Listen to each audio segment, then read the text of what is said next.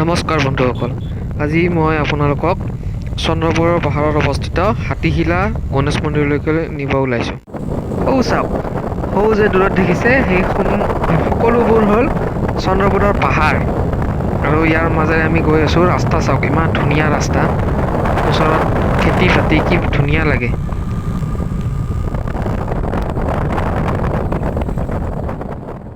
বন্ধুসকল, এয়া হ'ল গণেশ মন্দিৰৰ মূল দুৱাৰ।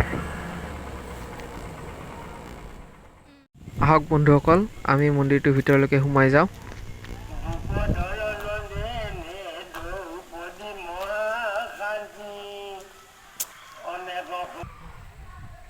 এই মন্দিৰটোৰ মূল বৈশিষ্ট্য হৈছে এই মন্দিৰটো সম্পূৰ্ণৰূপে শিলৰ মাজত অৱস্থিত।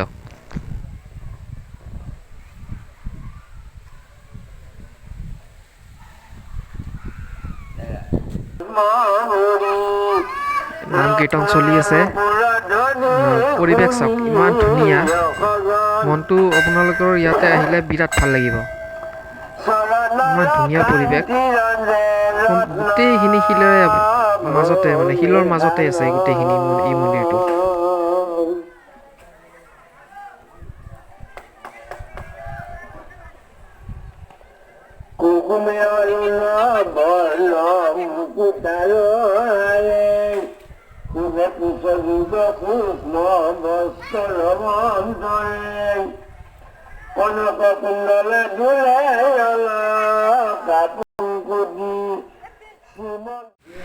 বন্ধুসকল, এয়া হ'ল গণেশ মন্দিৰ।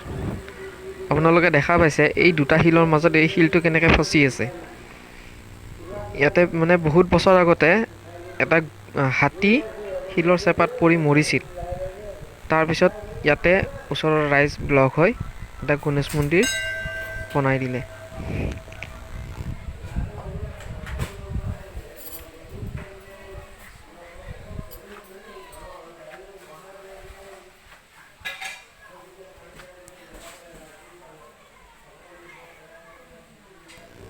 এয়া হ'ল বাবা গণেশ, আৰু আমি ইয়াৰ ভিতৰেৰে গুহাৰে আগলৈকে যাম। এইটো এটা গুহা।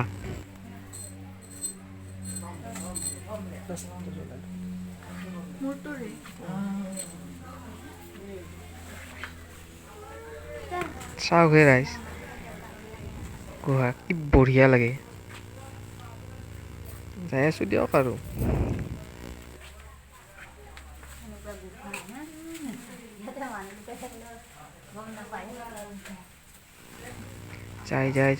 যাই এই মুখ পালো।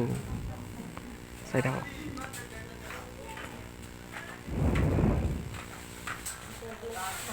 এয়া হ'ল শিৱ বাবা মহাদেৱৰ মন্দিৰ। এয়া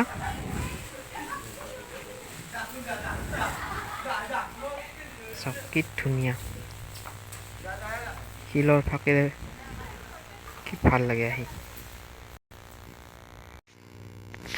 শিৱ মন্দিৰৰ ওচৰত এডাল গছ, ইয়াতে ওচৰত এই গণেশৰ মূৰ্তি বা বেলেগ ফটো এনেকৈ আছে। ইয়াতেও মানুহে পূজা কৰে।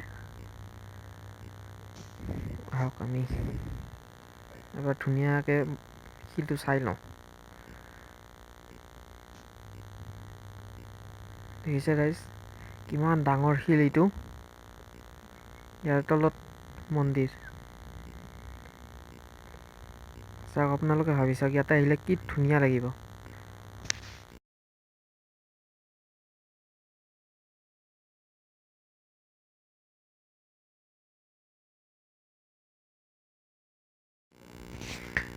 আমি এইবাৰ ওপৰলৈকে গৈ আছোঁ। চাওক, ওপৰত কিবা এটা আছেই। আমি যাই আছোঁ দিয়ক। এইবিলাক গুহা। তো যে দেখিছে, সেইটো শিলৰ মাজেৰে ওলোৱা নিজৰা, তললৈকে বৈ থাকে।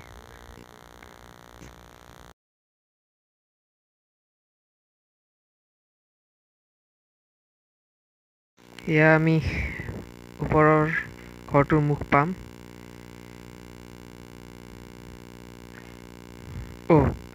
এয়া কালী মন্দিৰ। ওপৰত চাওক, ওপৰৰ যিখন চাদখন আছে অকল শিলৰে হয়। মন্দিৰৰ দেখা পাইছে ইয়াতে হালি হালি সোমাব লাগে এয়া মা কালী